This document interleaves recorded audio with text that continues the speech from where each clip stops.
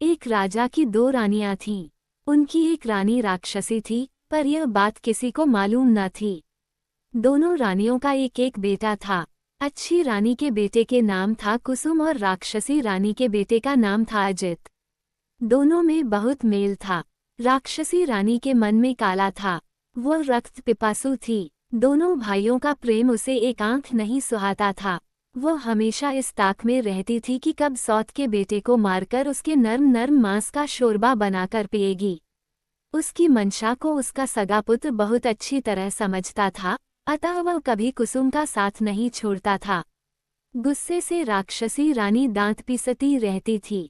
मौका न मिलने से वह दोष त्रुटि ढूंढती, अपनी दृष्टि शक्ति से सौत का खून चूसती रहती। फलतः अच्छी रानी दुर्बल होती गई और एक दिन उसने बिस्तर पकड़ लिया। 2-3 दिनों में उसका देहांत हो गया। सारे राज्य में शोक छा गया, परंतु असल कारण किसी को समझ में न आया। राक्षसी रानी कुसुम को तो सताती ही थी, अपने पुत्र को भी उसका साथ देने के लिए धिक्कारती थी। एक दिन अजित ने कुसुम से कहा, भैया जाने दीजिए, हम लोग उनके पास और नहीं जाएंगे। उन लोगों ने उस राक्षसी माँ के पास जाना बंद कर दिया, परंतु राक्षसी माँ का अत्याचार फिर भी जारी रहा। अजित अपने दिल को कड़ा कर सब सहता रहा, पर नर्म दिल वाला कुसुम धीरे धीरे सूखता गया। रानी ने जब देखा कि उसका सगा बेटा ही उसका शत्रु बन गया है, तो वह एकदम जल भून गई। एक रात राजा के हाथी खाने में एक हाथी की मौत हो गई, घुड़साल में एक घोड़ा मर गया और गौशाला में एक गाय मृत पाई गई। राजा का गुस्सा 7वें आसमान पर चढ़ गया। दूसरी रात राजमहल में शोरगुल सुनकर राजा चिहुक कर उठे और तलवार लेकर अपने कमरे से बाहर निकले। सोने के पलंग पर अजित और कुसुम सोए थे। एक बड़ा राक्षस कुसुम को उठा लाया। इससे पहले कि राजा कुछ करते, रानी ने अपना एक केश तोड़कर राजा पर फेंक दिया। राजा वहीं जड़ हो गए। उसकी आंखों के सामने राक्षस कुसुम को खाने लगा। राजा की आंखों से अश्रुधार बह निकली, पर वे उसे पोंछ नहीं सके। उनका शरीर थर थर कांप रहा था, पर वे बैठ भी न सके। रानी अट्टहास कर उठी। अजित की नींद टूट गई। उसने देखा कि कुसुम भैया पास में नहीं है। वह हड़बड़ा कर उठा। उसने देखा कि रानी के हाथ का बाला कंगन झम झम कर रहा है और कुसुम भैया को राक्षस खा रहा है। क्रोध से उसका शरीर जलने लगा। वह दौड़कर वहां पहुंचा और राक्षस के सिर पर एक जोर का चूसा मारा। राक्षस हाय हाय कर चीत्कार कर उठा और सोने का एक टुकड़ा उगलकर भाग गया। रानी ने देखा कि यह तो अनर्थ हो रहा है। अपना ही पुत्र दुश्मन बन गया है। क्रोधाग्नि में जलती रानी अपने ही पुत्र को चबाने लगी। तभी उसके गले से लोहे का एक टुकड़ा गिर पड़ा। हतप्रभ होकर वह उछल पड़ी और सोने एवं लोहे के टुकड़े को लेकर छत पर चढ़ गई। छत पर राक्षसों की भीड़ थी। उनमें कुछ कह रहे थे, और खाऊंगा, और कुछ कह रहे थे, अपने देश जाऊंगा। रानी बोली, मैं यहाँ रहूंगी, तुम लोग अपने देश जाओ। झुंड बनाकर राक्षस अपने देश की ओर जब भागे, तो उनके धक्के से राजभवन का शिखर टूट गया, पेड़ पौधों की डालें टूट गईं, नदी के जल में उत्ताल लहरें उठी और राजा का हृदय कांप उठा। जली भुनी रानी अपने कमरे में आई। उसे कहीं से भी चैन नहीं आ रहा था। रात काटे नहीं कट रही थी। अंत में उसने अपनी जादुई आराम छड़ी एवं जिराम छड़ी को जला दिया और आसमान में उड़ती हुई एक नदी के किनारे उतरकर एक बांस वन में एक स्थान पर सोने के टुकड़े एवं लोहे के टुकड़े को गाड़ दिया। फिर निश्चिंत होकर वह घर लौट आई। दूसरे दिन राजा ये देखकर हैरान रह गया कि पूरे महल में जगह जगह हड्डियों के ढेर, रास्ते में भी सर्वत्र हड्डियां बिखरी हुई हैं। पूरे देश में राक्षसों ने आतंक फैला रखा है, रक्षा का कोई मार्ग नहीं। जब लोगों ने सुना कि राक्षसों ने राजपुत्रों को भी खा लिया है, तो सब झुंड का झुंड बनाकर राज्य छोड़कर भागने लगे। राजा जड़ हो गए। उनके राज्य में राक्षस छा गए। नदी किनारे बांस वन में एक किसान बांस काटने गया। एक बांस को चीरने पर उसे 2 अंडे दिखे। उसे समझ में नहीं आया कि वे सांप के अंडे थे या किसी और प्राणी के, अतः उसने अंडों को फेंक दिया। अंडे टूट गए। लाल रंग के अंडे से एक लाल रंग का राजपुत्र और नीले रंग के अंडे से नीले रंग का राजपुत्र प्रकट हुआ। माथे पर मुकुट, हाथ में नंगी तलवार लिए दोनों राजपुत्र वायुवेग से वहां से चले गए। डर से किसान मूर्छित हो गया। जब उसे होश आया तो उसने देखा कि लाल अंडे का खोल सोने का एवं नीले अंडे का खोल लोहे का बनकर वहां पड़ा हुआ है। किसान ने लोहे वाले खोल से अपने लिए एक हंसिया और सोने वाले खोल से अपनी पुत्रवधू के लिए एक बाजूबंद बनवा दिया। दोनों राजपुत्र चलते चलते एक राज्य में पहुंचे। वहां बड़े बड़े राक्षसों से लोग डरे सहमे रहते थे। राजा रोज मंत्री नियुक्त करते, पर राक्षस उन्हें खा जाते एवं एक परिवार के लोगों को खा जाते। राजा ने घोषणा कर दी थी कि जो कोई भी जोड़ा राजपुत्र राक्षसों का संहार करेगा उसके साथ परी की तरह जुड़वा राजकुमारियों का ब्याह करा दिया जाएगा एवं उनका राजत्व भी उन्हें मिलेगा। अनेक जोड़ा राजपुत्र आए, पर राक्षसों ने उन्हें खा लिया। लालकमल और नीलकमल राजा के समक्ष उपस्थित होकर बोले, हम लोग राक्षसों को मारने के लिए आए हैं। उन्हें देख राजा के मन में आशा निराशा के भाव उठे, पर अंत में बोले, ठीक है। नीलकमल और लालकमल नंगी तलवार लेकर एक कमरे में छुपकर बैठ गए। धीरे धीरे रात गहराने लगी। कोई भी राक्षस नहीं आया और एक पहर बीता, तब भी कोई नहीं आया। आधी रात बीतने पर भी कोई नहीं आया। दोनों राजपुत्रों को नींद आने लगी। नीलकमल ने लालकमल से कहा, भैया मैं सो जाता हूँ, बाद में मुझे जगाकर तुम सो जाना। राक्षस आकर अगर नाम पूछे तो मेरा नाम पहले बताना, अपना नाम पहले मत बताना। ये कहकर नीलकमल सो गया। थोड़ी देर बाद दरवाजे पर दस्तक हुई। लालकमल तलवार को मजबूती से पकड़कर सावधान हो गया।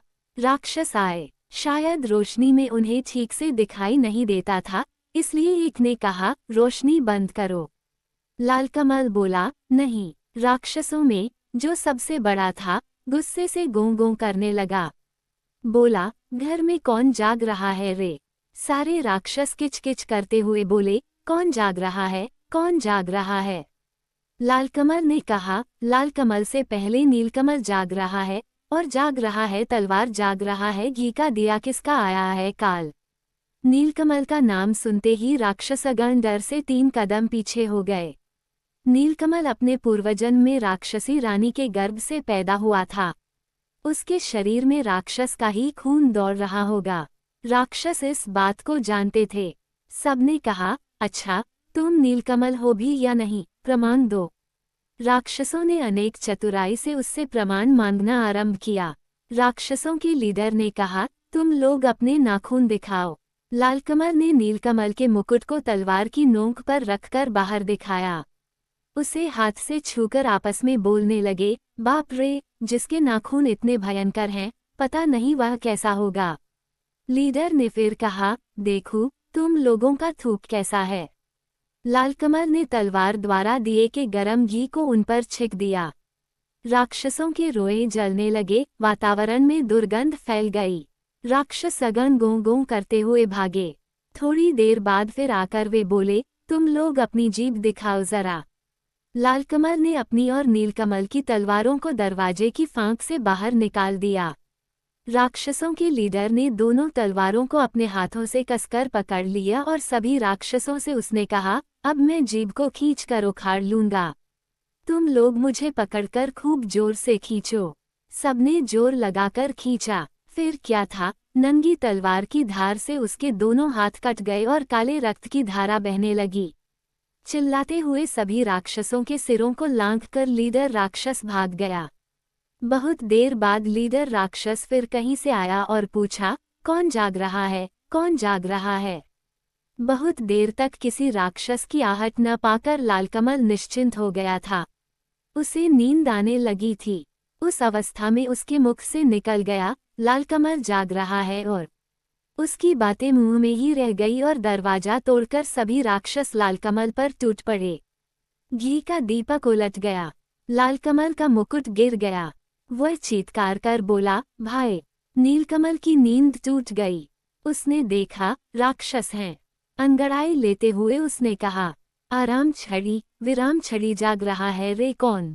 देख जरा दरवाजे पर मेरी नींद तोड़ रहा कौन? नीलकमल की आवाज सुनते ही सारे राक्षसों की सिट्टी पिट्टी गुम हो गई। वे अधमरे हो गए। नीलकमल ने घी के दिए को जलाया। फिर सभी राक्षसों को तलवार से काट डाला। राक्षसों को मारकर हाथ मुंह धोकर दोनों निश्चिंत होकर सो गए। दूसरे दिन सुबह राजा ने देखा दोनों राजपुत्र एक दूसरे के गले में हाथ डालकर सो रहे हैं। उन्हें ऐसा लगा मानो दो लाल अड़हुल के फूल हैं वे। चारों ओर राक्षसों की लाशें पड़ी हुई हैं। देखकर राजा गदगद हो गए। दोनों भाइयों को जोड़ा राजकन्या एवं राजपाट मिल गया।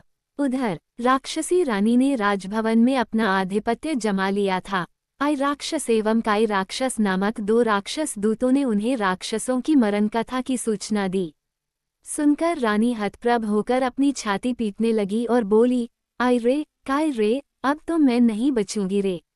राक्षसी रानी के कहने से आई काई दोनों राक्षस दूत सिपाही का वेश धारण कर नीलकमल एवं लालकमल की राजसभा में गए और बोले, छाती में कील, पीठ में कील, हमारे राजा को जब तक राक्षसों के सिर का तेल नहीं दिया जाएगा उनकी बीमारी दूर नहीं होगी। लालकमल नीलकमल ने कहा, ठीक है, तेल ला दूंगा। नई तलवारों में धार देकर दोनों भाई एक जंगल में पहुंचे। एक विशाल बरगद के पेड़ के नीचे विश्राम हेतु बैठे। पेड़ पर एक बेंगमा बेंगमी पक्षी का घोंसला था। बेंगमी ने बेंगमा से कहा, काश कोई दयालु व्यक्ति होता जो अपने 2 बूंद रक्त से हमारे बच्चों के प्राणों की रक्षा करता। ये सुनकर लाल एवं नील ने कहा, पेड़ पर कौन बातचीत कर रहा है, हम लोग अपना रक्त दे सकते हैं। ये सुनकर बेंगमी खुशी से आहा आहा करने लगी। बेंगमा नीचे उतरा। दोनों भाइयों ने अपनी उंगली चीरकर उसे खून दिया। खून लेकर बेंगमा ऊपर चला गया। थोड़ी देर बाद सो सो करते हुए बेंगमा के 2 बच्चे नीचे उतरकर बोले, हमारे प्राण बचाने वाले राजपुत्र, तुम लोग कौन हो?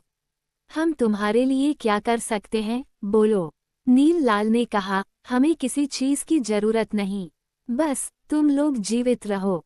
बेंगमा बेगमी के दोनों बच्चों ने कहा, ठीक है, पर तुम लोग जाओगे कहाँ? चलो हम तुम्हें पीठ पर बैठाकर वहां छोड़ आते हैं। दोनों राजपुत्र उनकी पीठ पर बैठ गए। देखते ही देखते तीव्र गति से वे हू कर उड़ने लगे। नदी नाले, जंगल, पहाड़, चंद्र सूर्य को पीछे छोड़ वे शून्य में उड़ने लगे। 7 दिन 7 रात तक लगातार उड़ने के बाद 8वें दिन वे एक पहाड़ पर उतरे। पहाड़ के नीचे मैदान, मैदान के उस तरफ राक्षसों का देश। नीलकमल ने कुछ उड़द के दाने चुनकर लालकमल के कोंच में रखते हुए कहा, लोहे की उड़द चबाने के लिए वे कहेंगे तो इसे चबाना। उसके बाद वे आगे बढ़ने लगे।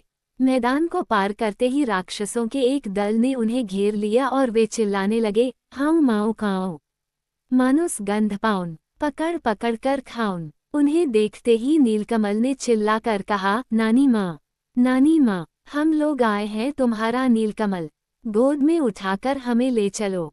ठहरो ठहरो, रुको रुको, कहकर सभी राक्षसों को रोककर लंबे लंबे हाथ पैर वाली विशाल जटा वाली एक बूढ़ी राक्षसी ने आकर नीलकमल को गोद में उठा लिया और मेरा नीलू, मेरा नाती कहकर दुलार करने लगी। नानी के शरीर की दुर्गंध से नीलकमल को उल्टी आ रही थी। लालकमल को देखकर वह बोली, तुम्हारे साथ वह कौन है रे? नीलकमल बोला, वह मेरा भाई है नानी, भाई। बूढ़ी बोली, तब मानुस गंध क्यों पा रही हूँ? अगर मेरा नाती है तो लोहे की उड़द खाकर दिखाए। इसके साथ ही उसने अपनी नाक से 5 लोहे की उड़द निकालकर लाल नाती को खाने के लिए दी। लालकमल को पहले से ही पता था। उसने चुपचाप लोहे की उड़द को अपने कपड़े में छुपा लिया और सचमुच की उड़द निकालकर कट करके चबाने लगा। बूढ़ी राक्षसी को विश्वास हो गया कि लालकमल उसका नाती ही है। खुशी से वह गदगद हो गई। दोनों नातियों को गोद में लेकर वह दुलार करने लगी, लेकिन लालकमल के शरीर से मानुस गंध पाकर उसकी जीभ में पानी आने लगा, लेकिन अपने नाती को वह कैसे खा सकती थी। अतः दोनों को लेकर वह अपने घर चली आई। उस पूरे देश में सिर्फ राक्षस भरे हुए थे। चारों ओर राक्षस कुलबुला रहे थे। पृथ्वी से मनुष्य, जीव जंतु आदि को मारकर पूरे देश में बिखरा दिया गया था। लाल नील राक्षसों के कंधे पर बैठकर घूमते और देखते कि हर ओर मरे हुए सड़े हुए मनुष्य, जीव जंतु बिखरे पड़े हैं। दुर्गंध ऐसी कि भूत भी भाग जाए। लाल ने कहा, भाई लगता है सारी पृथ्वी उजाड़ हो गई है। नीलकमल चुप रहा। लेकिन उसने मन ही मन ठान लिया कि पृथ्वी को अब इन राक्षसों से बचाना होगा। जब रात गहरी हो गई तब सब निशाचर राक्षस अपने बाल बच्चों के साथ साथ समुद्र पार सभी राज्य में उत्पात मचाने, मनुष्य जीव जंतुओं को मारकर लाने के लिए चले गए। तब नीलकमल लालकमल को साथ में लेकर राजमहल के दक्षिण की ओर स्थित एक कुएं के पास पहुंचा। वहां उसने लालकमल से कहा, भैया मेरे कपड़ों को पकड़ो। कपड़े देकर नीलकमल कुएं में उतरकर एक तलवार और एक सोने का डिब्बा लेकर बाहर निकला। डिब्बे को खोलते ही जीवन काठी एवं मरण काठी नामक एक ततया और तयाई बाहर निकले। जीवन काठी में राक्षसों के प्राण एवं मरण काठी में उस रानी राक्षसी के प्राण बसते थे। नीलकमल ने जीवन काठी को अपने पास रखा एवं लालकमल को मरण काठी थमा दिया। जब दोनों ततयों के शरीर में हवा लगी तब राक्षसों को घबराहट होने लगी। पृथ्वी पर जड़ पड़े राजा के देश में राक्षसी रानी नींद में लुढ़क गई। पृथ्वी पर गए राक्षस तेज कदमों से नदी पर्वत लांघकर लौटने लगे। ये देख नीलकमल ने जीवन काठी ततये के 2 पैरों को तोड़ दिया। सारे राक्षसों के दोनों पैर टूट गए। राक्षस दोनों हाथों के बल पर तेज गति से आने लगे। ये देख नीलकमल ने ततये के बाकी दोनों पैर भी तोड़ दिए। सारे राक्षसों के दोनों हाथ कटकर गिर गए। हाथ नहीं, पैर नहीं, फिर भी सारे राक्षस हम माऊं काऊं 7 शत्रुओं को खाऊं कहते हुए लुढ़कते हुए आगे बढ़ने लगे। तब नीलकमल ने तलवार से जीवन काठी नामक उस ततये के सिर को काट दिया। इसके साथ ही सारे राक्षसों के सिर कटकर लुढ़कने लगे। बूढ़ी राक्षसी का सिर छिटककर नीलकमल और लालकमल के पास आकर गिरा। नीलकमल और लालकमल ने उस बूढ़ी राक्षसी के सिर को एक नए कपड़े में बांधा और मरण काठी नामक ततये को सोने के डिब्बे में डालकर बेंगमा बेंगमी को पुकारा। 3 माह 13 दिनों के बाद दोनों भाइयों के पैर अपने देश में पड़े। सर्वत्र उनकी जय जयकार होने लगी। नीलकमल और लालकमल ने कहा, कहाँ हैं वे सिपाही लोग? दवा ले जाओ। लेकिन वे तो सिपाही नहीं, राक्षस थे। वे लोग उसी दिन मर गए थे। नीलकमल एवं लालकमल ने छाती में कील, पीठ में कील वाले राजा के देश में अपने सिपाहियों द्वारा राक्षसनी का सिर भिजवा दिया। सिर को देखते ही राक्षसी रानी अपने वास्तविक रूप में आ गई और गुस्से में लाल पीली होती हुई अविलंब नीलकमल और लालकमल के राज्य में पहुंच गई। लालकमल ने मरण काठी नामक ततया को सोने के डिब्बे से बाहर निकाला। उसे देखते ही राक्षसी रानी के प्राण उड़ गए। राक्षसी रानी के मरते ही जड़ हो चुके राजा का रोग भी दूर हो गया। स्वस्थ होने पर राजा ने सारे राज्य में ढोल पिटवाया। प्रजाजनों ने आकर पूछा, हाय, हमारे राजकुमार अजित और कुसुम कहाँ हैं? राजा ने भी दीर्घ श्वास छोड़ते हुए कहा, हाय, कहाँ है मेरे सुपुत्र? तभी राजभवन के बाहर ढाक ढोल बजने लगे। थोड़ी ही देर में नीलकुसुम एवं लालकुसुम एक दूसरे के गले में हाथ डाले राजा के सम्मुख उपस्थित हुए। राजा ने पूछा, क्या तुम लोग मेरे अजित और कुसुम हो? प्रजागण एक स्वर में बोले, हाँ हाँ, ये ही हमारे अजित और कुसुम हैं। उसके बाद दोनों राज्य एक हो गए। नीलकुसुम और लालकुसुम इलावती और लीलावती के साथ दोनों राज्यों में शासन करते हुए सुखपूर्वक रहने लगे।